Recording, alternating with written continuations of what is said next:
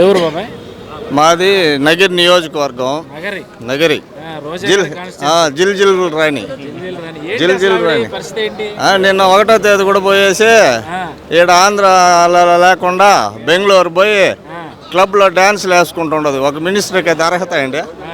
చెప్పండి. క్లబ్కు పోయి అర్హతలో ఉంది ఒక మినిస్టరు. ఆ ప్రభుత్వం కూడా అట్లే ఉంది. మన ముఖ్యమంత్రి ఏమంటే స్టార్టింగ్లో ముఠా మేస్త్రి ఉన్నాడు, నెక్స్ట్ బిజినెస్ మేస్త్రి అయినాడు, ఇప్పుడు రాజకీయ మేస్త్రి అయినాడు. ఇప్పుడు ఆయన ఏం చేయాలా? ప్రజలు ఏం కాపాడుతాడు? ఆ మైండ్ సెట్ ఉండే వాళ్ళు ఎవడన్నా ప్రజలను ఉద్ధరిస్తారా? ఒకరు 2 సెల్లులు ఉంటే పోయి దాంకొని ఉన్నారు, అమ్మ ఉంటే పోయి దాంకునేసింది. ఈడకి వస్తే ఆట చంపేస్తాడు. ఫస్ట్ బాబాయిని వేసినాడు, ఆ బెత్తరతో వెళ్ళిపోయినారు. మన ఆంధ్రప్రదేశ్ వదిలేసి వెళ్ళిపోయారు కదా. ప్రెస్ వాళ్ళకంతా కూడా తెలుసును కదా ఈడ ఏడ ఉండరు వాళ్ళు.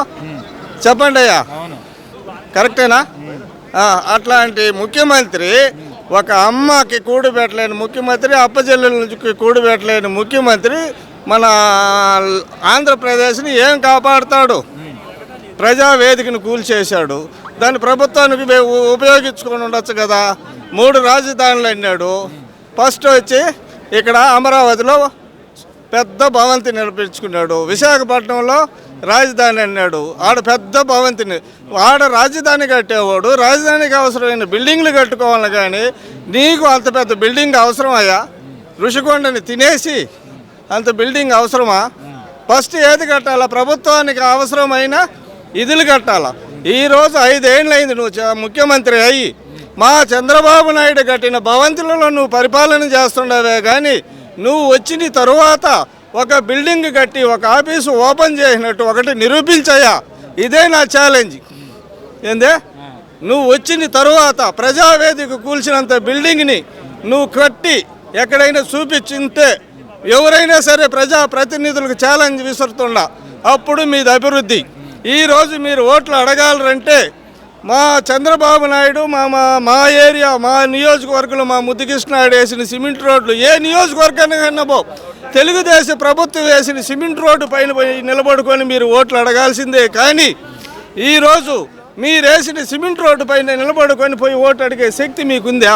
చూపించండి. ఒక 200 మీటర్లు రోడ్డు వేసామయ్యా, ఇదో సెల్ఫీ అనేసి ఒకటి చూపించండి. ఈరోజు నేను అది చేశాను ఇది చేశాను అని ఆ రోజు అవాక్కులు శవాక్కులు వెలిగి ప్రజలను మోసం చేసి ఓట్లేసి గెలిపించుకున్నావు. ఈరోజు ప్రతి ఒక్కరూ ధర్నాలో ఉండరు, స్ట్రైకల్లో ఉండరు. ఆడబిడ్డలు వచ్చి నడీదిలో కూర్చొని తిండి తిప్పలు లేకుండా వచ్చి రోడ్ల మీద కూర్చొని స్ట్రైక్ చేస్తున్నారు. వాళ్ళు ఏమన్నా పట్టించుకుంటున్నావా? కార్మికులు, ఇది చెత్త ఊడ్చేవాళ్ళు, మున్సిపాలిటీ వాళ్ళు, కార్మికులు వాళ్ళు వచ్చి కూర్చొని ఉండరు. ఆ రోజు అట్ట చేసేస్తాను ఇటు చేసేస్తాను అనేసి అన్నీ పులిగావు. ఈరోజు ఏమైంది?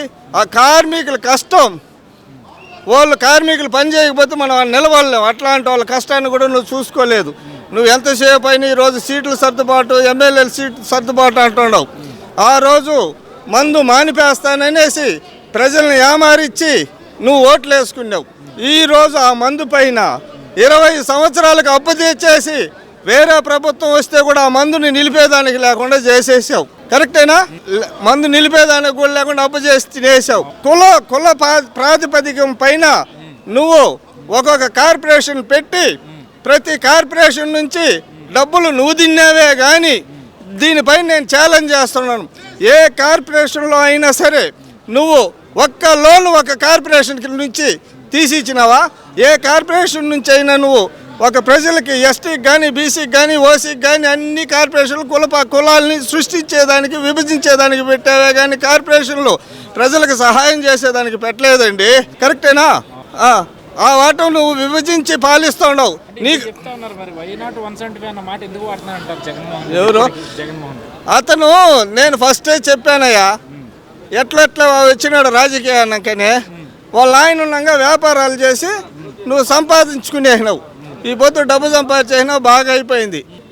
ప్రభుత్వం సొమ్ముతో అంత పెద్ద బిల్డింగ్ నీకు అవసరమా విశాఖపట్నంలో? అట్లాంటి ప్రభుత్వం నువ్వు చేస్తున్నావు. నీకు ఎట్టేస్తున్నాడు ఆయన కలగంటూ ఉన్నాడు.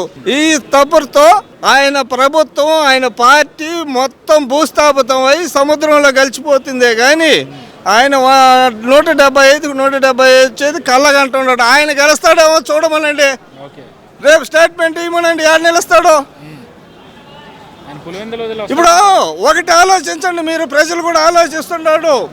ఆయన ఈరోజు 100 మంది ఎమ్మెల్యేలు ఓడిపోతారని ఆయన నోటితోనే చెప్పి ఇక్కడోని అక్కడికి, అక్కడోని ఇక్కడికి మారుస్తాడు.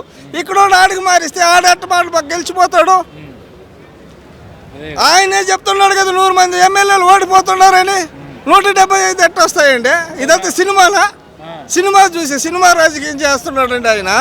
మరి ఇప్పుడు మీ నగర నియోజకవర్గంలో రోజా గారికి సీట్ ఉందంటారా? ఎందుకంటే ఆవిడ మొన్న మంచి స్టేట్మెంట్ ఇచ్చారు, జగన్మోహన్ రెడ్డి సీట్ ఇచ్చినా ఇవ్వకపోయినా ఎక్కడ ఇచ్చినా నాకు ఎలాంటి ఇబ్బందులు అయితే జగనన్న కోసం పనిచేస్తానని చెప్పి ఆవిడ చెప్తా ఉన్నారు. కరెక్ట్ అండి. ఆమె 9 సంవత్సరాలు మా ఎమ్మెల్యే, 9 సంవత్సరాలుగా టెంకాయలు కొడతానే పోతా ఉంది. ఎక్కడైనా టెంకాయ కొట్టిన పని పూర్తి చేసిందా? నిరూపించమని రమ్మనండి, ఛాలెంజ్ చేయమండి. నియోజకవర్గంలో ఛాలెంజ్ చేస్తా. ఎక్కడైనా టెంకాయ కొట్టిన పని ఆమెను పూర్తి చేసిందా? ఆమె ఇప్పుడు పర్యాటక శాఖ మినిస్టరు.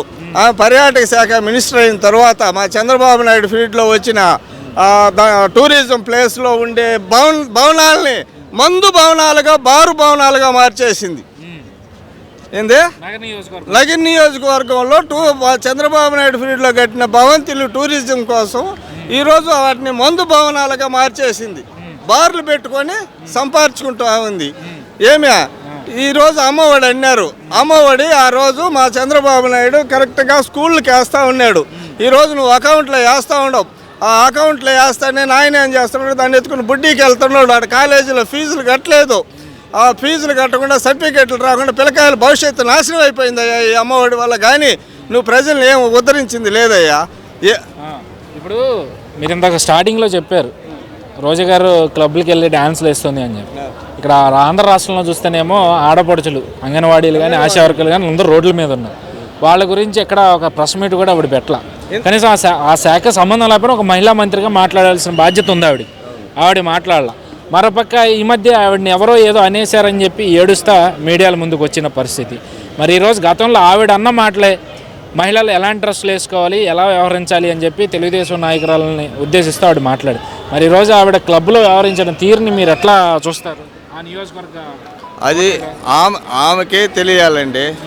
ఈరోజు జనవరి 1 రోజు కూడా ఇంట్లో పిల్లల్ని, భర్తల్ని అందరిని ఇడిసేసి రోడ్డు పైన వచ్చి కూర్చొని మహిళలు ఏడుస్తూ కూర్చొని ఉంటే మేము చేసే కష్టానికి మా జీతాలు సాలవనేసి కనీసం ఆ రోజుకి పోయి వాళ్ళని ఓదార్చే పని కూడా లేకుండా ఒక మినిస్టర్గా నువ్వు పబ్బులకు పోయేవారంటే నీకు మినిస్టర్ అర్హత ఉందా? ఈరోజు ఆమె ఇన్ని ఏళ్ళుగా ఎమ్మెల్యే గ్రాంట్ నుంచి రేపు పేపర్ స్టేట్మెంట్ ఇవ్వనండి. ఎమ్మెల్యే గ్రాంట్ నుంచి ఎంత తెచ్చి మా నియోజకవర్గంలో ఏం అభివృద్ధి చేసిందో. ఎమ్మెల్యే గ్రాంట్ అనేది ఒకటి ఉంది కదా, ఆ ఎమ్మెల్యే గ్రాంట్ తెచ్చి ఏ రోడ్డు వేసింది, ఏ గుంట తవ్వింది, ఏ చెరువు పని చేసిందో ఒక స్టేట్మెంట్ ఇవ్వమనండి. అదే వాటి జెడ్పీ గ్రాంట్ అనేది ఉండదు కదా. ఎక్కడైనా సరే మన స్టేట్లో జెడ్పీ గ్రాంట్లు ఏమైనాయి, ఎమ్మెల్యే గ్రాంట్లు అయినాయి, ఈ గ్రాంట్లలో ఏమేమి పనులు చేసినారో అన్ని మన ప్రజాప్రతినిధులను ఒక స్టేట్మెంట్ ఇవ్వమనండి. ఈరోజు దాదాపు 100 మంది ఎమ్మెల్యేలు 5 ఏళ్ళుగా అయిపోవస్తూ ఉంది. జగన్మోహన్ ఒక ముఖ్యమంత్రితో పోయి నేరుగా కూర్చొని మా నియోజకవర్గానికి ఇది కావాలని అడిగిన ఎమ్మెల్యేని చెప్పమనండి. ఈరోజు నిన్న స్టేట్మెంట్ ఒక మా పక్క నియోజకవర్గం ఎమ్మెల్యే 3 ఏళ్ళ నుంచి ఇంటర్వ్యూ దొరకలేదంట ఎమ్మెల్యేకి. ఆయన ఎమ్మెల్యేకి నీ దగ్గర ఇంటర్వ్యూ దొరకలేదంటే నువ్వేంది రాజ్యాన్ని కాపాడేదా? నువ్వు కాపాడగలుగుతావా? ఒక ఎమ్మెల్యేకి నువ్వు ఇంటర్వ్యూలో ఎమ్మెల్యేతో నువ్వు మాట్లాడాలా. సజ్జల రామకృష్ణారెడ్డి ఒక చీఫ్ మినిస్టర్ అయిపోయినాడు. ఆయనే చీఫ్ మినిస్టర్ కానీ ఆయన కాదండి.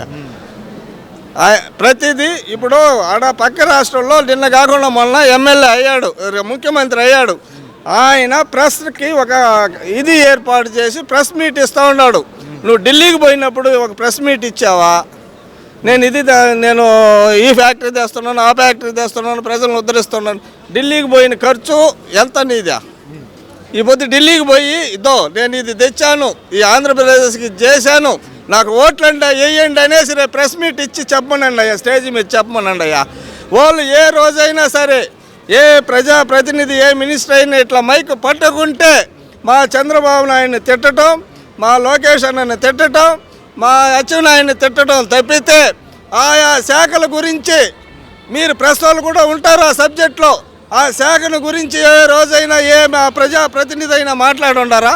దీనికి ఛాలెంజ్. అసెంబ్లీలో కూడా సరే, ఈ పొద్దు అసెంబ్లీ జరుగుతుండదు, వింటే అంత తృప్తిగా ఉంది. తెలంగాణ అసెంబ్లీ, మీ అసెంబ్లీలో బూతులు తప్పితే ఏమన్నా ఉందా? అది ఒక దేవాలయం మారిగా. నీకు ఎవడేస్తారండి ఓట్లు? నీ నోటితోనే ప్రజలకు తెలియపరిచేసినావు. మా ఎమ్మెల్యేలు అందరూ ఓడిపోతున్నారనేసి ఈ ఎమ్మెల్యే నాడా, ఆ ఎమ్మెల్యే ఈడ, ఓడిపోతాడు, ఈడు ఓడిపోతాడు, సీట్లు ఒక మినిస్టరు రోజా. ఈ వాళ్ళకి నువ్వు డిక్లేర్ చేయలేకుండా ఉండవు. ఓడిపోతున్నదని నువ్వే చెప్తున్నావు. నీ పార్టీ ఏందయ్యా వచ్చేది? రా తేల్చుకుందాం. ఈ తడ భూస్థాపితం నీ పార్టీ. ఇంతటితో నువ్వు ఏడుంటావో తెలియదు.